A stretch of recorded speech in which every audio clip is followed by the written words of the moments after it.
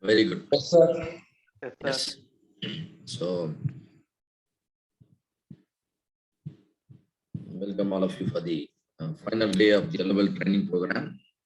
Today's 5 to 6 hours is going to be very intensive. Try to pay full attention so that you can grab as much as possible. Right?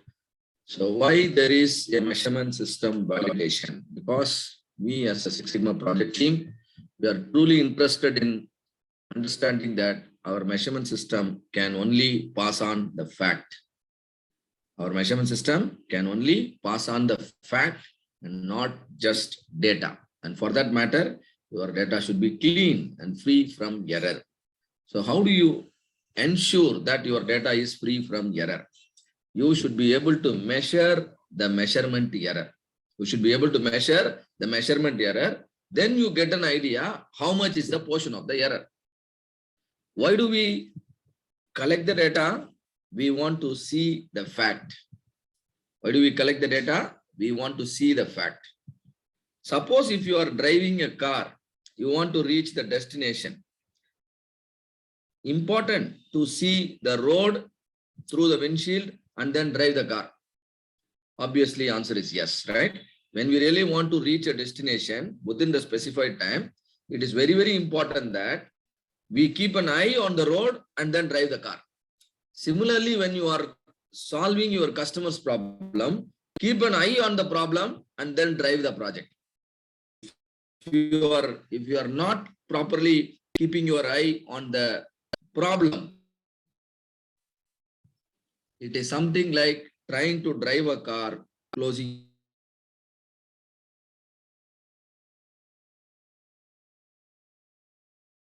your eyes. You can't reach the destination. It's 10%, right? You will be finding it extremely difficult to validate the improvement. And nobody will believe. You will say that you have made improvement, you have made savings of 10 lakhs, but nobody will believe you, and that is not the intention. So people should be convinced about your findings, convinced about your conclusion, convinced about your improvement. For that, keeping the measurement error under control is very important. And see here, when the vision is not clear, when you are driving the car, what we do? We immediately put on the wiper. Same way, when your data is not clean, when there is a lot of error, you must immediately go for measurement system analysis. Measurement system analysis can be of two types. One is called gauge R&R study. Another one is called attribute agreement analysis. Why there are two types? Because our data can be of two types. One is continuous data. Another one is discrete data. Discrete data, you can also call it attribute data. So all these fundamentals plays, very important role in, executing our steps and in the selection of tools. So when to go for attribute agreement analysis? When your data is discrete. Somebody is saying good or bad. That's an attribute data. That's a discrete data. Somebody says good, bad, and then the excellent. So all these things are attribute data, discrete data. Then you must perform attribute agreement analysis. We call it AAA. Suppose if your data is continuous, then you can go for a study called gauge R&R study, where R&R stands for repeatability and reproducibility. And now I want one of you to read the definition of repeatability. Can you read it? Who is going to read? Come on, let us not waste any time today, not even one second. We must quickly. I will read. Please go ahead.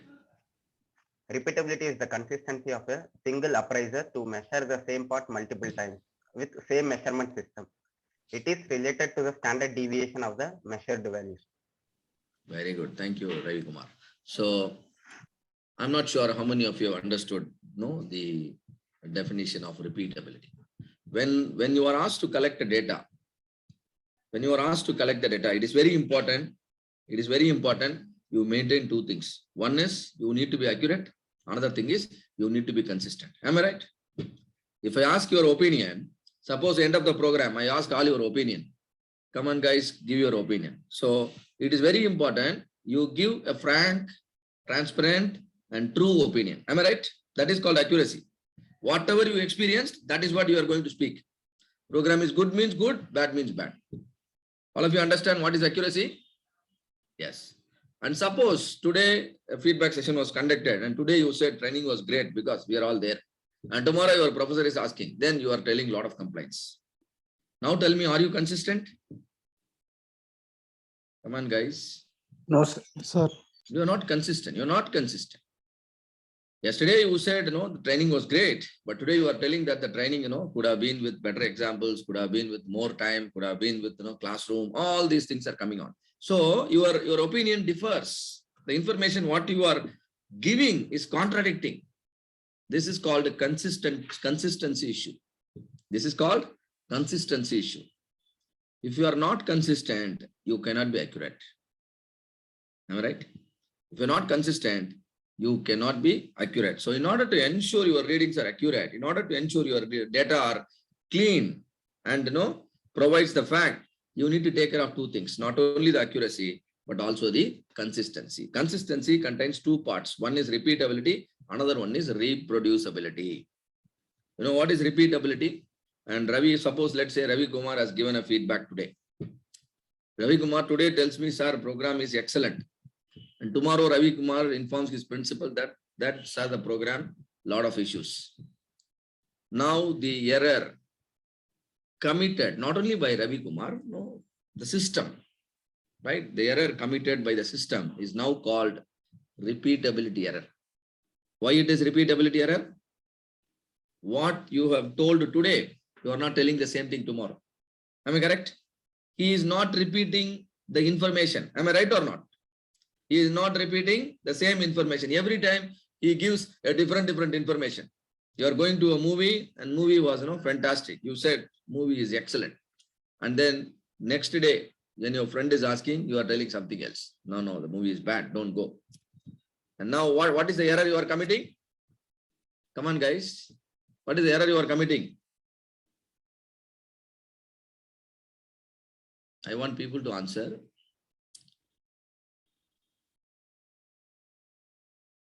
If you don't speak, I can't help you. I really can't understand. Consistency issue. I'm giving a name, isn't it? What is that name? Repeatability. Repeatability error. If you are not repeating the information, same. Say, I'm not expecting an accurate information. I am expecting the same information. When you yourself measure a product repeatedly, you should give the same inputs. You should give the same data. For example, in your laboratory, you do the same experiment 3 times. And every time you get a different reading. What is the error that you are committing? Come on, few of you can take the lead or few of you be on and answer me as and when I raise a question. To find the average on this. We find average, that's different. But when you do the experiment 3 times, you get 3 different readings. Anyway, you find the average, you try to minimize the error. But when your 3 readings are different, what is the error you are committing? Is it Repeatability error. you tell that is we are talking about repeatability. So that is the repeatability error. So the error within an appraiser, the error within an appraiser's reading. One appraiser took multiple reading. All the parts are same. He has to give same reading again and again. When I give you 100 mm and ask you to measure it 10 times, all 10 times, you have to give me a reading of 100. If you give all times 100, then your readings are not only accurate, but also repeatable. But instead of 100, if you give 105, all 10 readings are 105. Tell me, are your readings are accurate? No, sir. But your readings are repeatable? No, yes, sir. All 105, right? Your readings are not accurate, but definitely repeatable. Repeatability error is not there, but still, bias is there. When repeatability error is not there, bias is there, you can take action. See, that is why we are learning this. When bias is there, repeatability is also there, then you can't do the calibration properly. I don't know how many of you correctly get the point, right? For you to take the do the calibration, bias has to be constant. Do you remember yesterday we learned it, isn't it? Bias has to be constant Bias has to be constant over time. And if both happens, bias can be 0, right? And for that, the repeatability should be 0. See here, the measurement error, as I already in the beginning of the session, I told you, most of the continuous data follow normal distribution. Measurement error also will follow normal distribution. And this is nothing but the data collected by the appraiser. Let us say he collected the data 10 times, 100 times. Our expectation is all 100 times the reading should be same. If all 100 readings are exactly same, when I calculate the average, how much will be the average? Come on, guys. I have 0, sir. I want a few of you on video. I'm feeling, getting completely disconnected, and you people are also, answering wrongly. Few of you be on video, and then you can prefer to talk to me. See, I have taken some reading, 100 readings. All 100 readings are same. What will be the average? The same reading, sir. Same 0, reading. sir.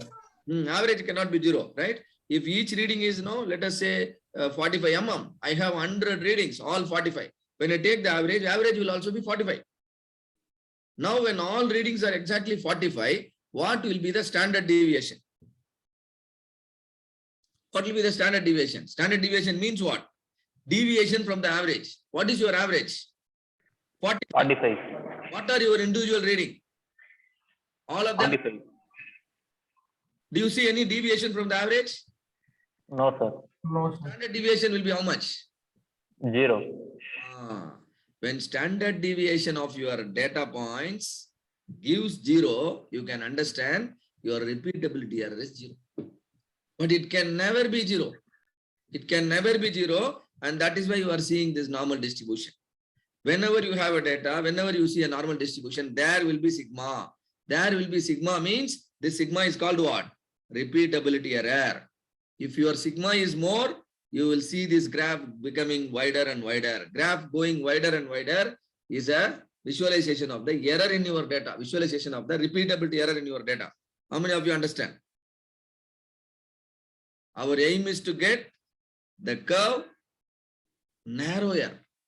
All the points should be around the center. If all the points are around the center, repeatability error will be minimum. If it is more, repeatability error will be more. If you want to calculate the total repeatability error, you just have to multiply this sigma by a number called 6. By a number called 6. Anybody watched my YouTube video yesterday? I have posted. I have asked your permission that you all will see. Anybody seen the video? Then you could have understood why we need to multiply by 6. Whenever I multiply by 6, it means I'm taking 3 sigma on the right side, 3 sigma on the left side. When I take 3 sigma on the right side, when it also 3 sigma on the left side, 99.73% of my population will get covered. When I take 3 sigma on the right side, 3 sigma on the left side from my sample, I will be able to judge about 99.73% of my population. What is population? All the data your project team is going to collect over the 3 months. They will collect so much data. In that so much data, there will be so much error. That the error can be estimated using the sigma. All that you need to do is 3 sigma on the right side, 3 sigma on the left side.